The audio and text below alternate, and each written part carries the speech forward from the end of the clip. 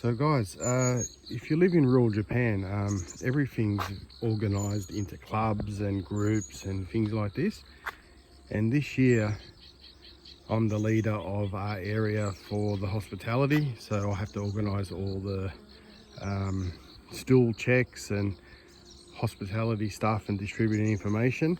So I got sent this, which comes from the authorities. So it comes to me, then I've got to drop it off to 4 or 5 people that are in my little subgroup within the village. So there's 4 or 5 little subgroups, and they're either in farming or hospitality or things like that, and there's always a leader. So this year's my turn, so this is just another job I've got to do today, and I've just got to put out the rubbish as well. Rubbish day today.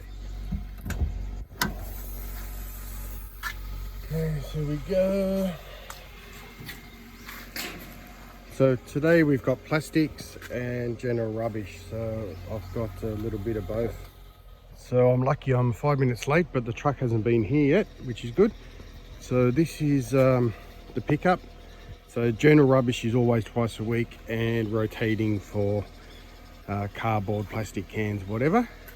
So one thing you have to get used to in rural Japan, and probably Japan as well, is these systems that are archaic. So have a look what I have to do now. I have to run around and drop off these leaflets, and this is happening all over Japan. And really all that needs to be done is to provide the central authorities with your email, and they just email it off to everybody, and people would receive it, and they'd have a record that the person has received it as well. So once you open your email, there's a record from the government to show that you've read it or received it. But they're still doing this paper system, and this isn't going to change. They like their paper, they like this sort of thing. It does have a benefit that you're always in touch with people and things like that. So you have to look at it from this perspective of the benefit of it. So I've got to go around and see these 4 or 5 people who I haven't seen for 6 weeks. So it's a chance to meet up as well. So people can get frustrated with these things, or they can look at things from the benefit that it provides. So while it's an absolute pain in the neck, it forces you to go and interact with people, and it's a good opportunity to get information from people and catch up and whatever. So I don't view these things too negatively, but some foreigners do, and it's because they don't really integrate that well, because they don't see the benefit in it, in my opinion. So even here, this is just a drop off. People aren't here at the moment, but that can also be sent directly from the authorities, couldn't it? So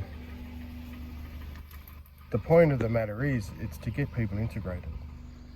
So next one, my local izakaya,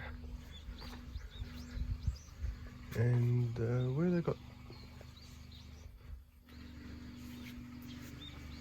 their letterbox is gone. Anyway, I'll just put it in the door.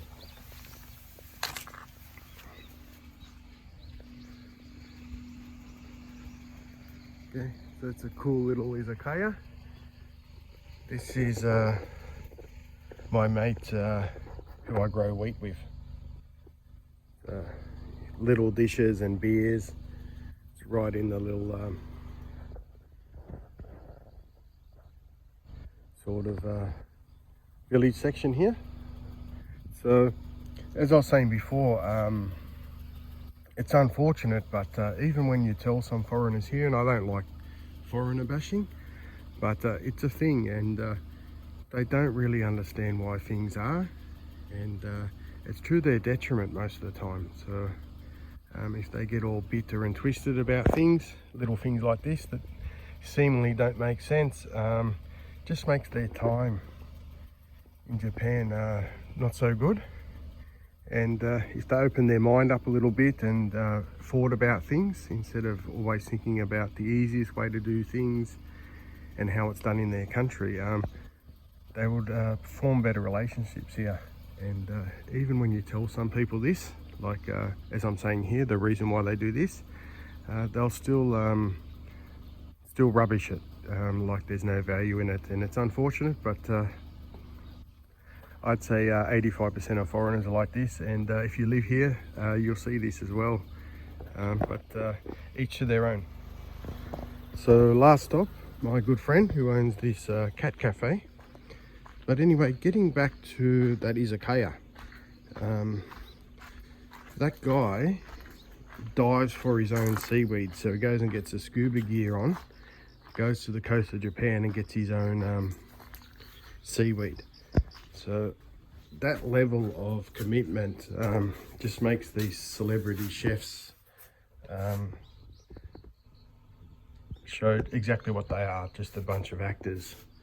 So as for good food and things like this, you can never get it in the big cities, this level of commitment. These guys who got these little places out in the villages, some of them are absolute shit hot chefs, and this guy would probably be twice as good as, say, an Iron Chef or something like that. And he's got his little place and he's happy, and he just sells dishes for $5 or $6 and beer and whatever. So these little gems of places, they exist in Japan, and tourists never get to see them.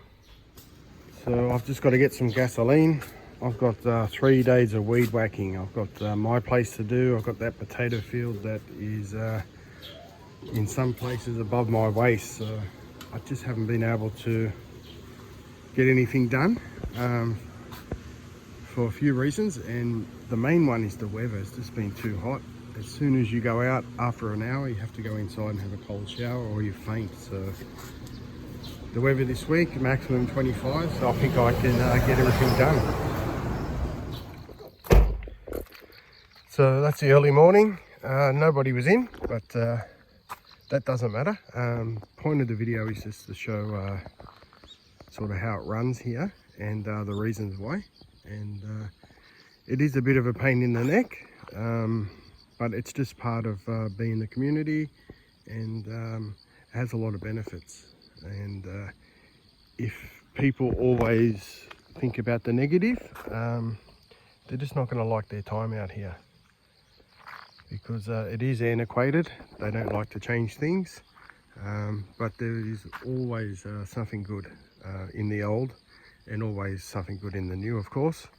Emailing this sort of stuff out is the most efficient, easiest, doesn't waste paper, all that sort of thing.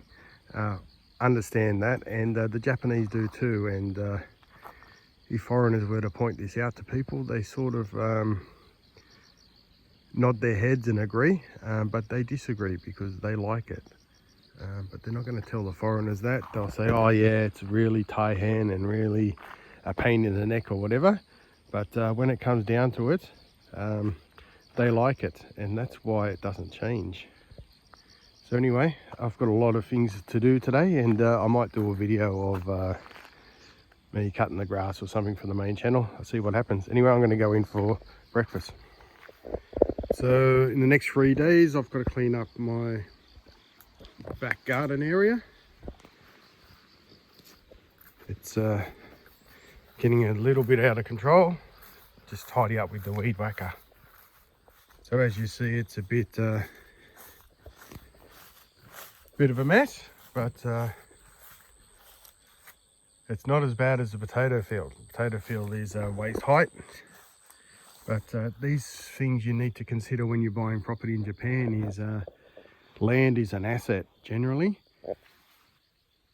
in most countries, but it's actually a liability in Japan. Because it's not worth a lot and it's a lot of work. So if you are shopping for IKEAs, just be mindful of this. Getting a lot of extra land is not always a bonus. So just think about what your lifestyle is going to be. I need most of this land because I use it for growing food for my cafe, but that's not going to be the case in most people's situations here.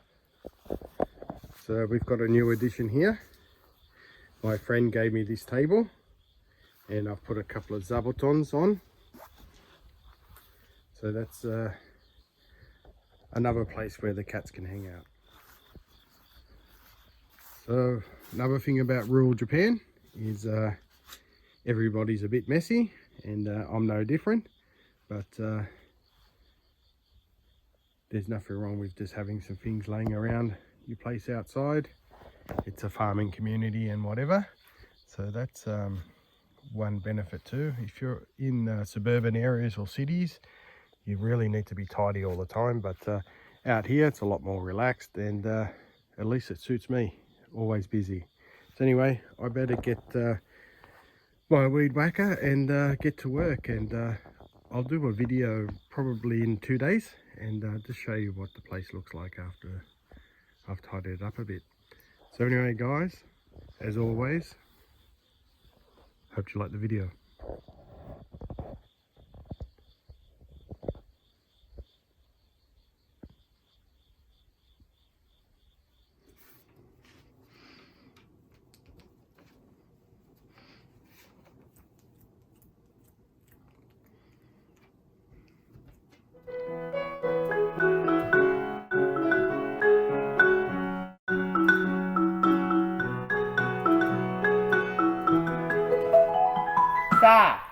Let's go.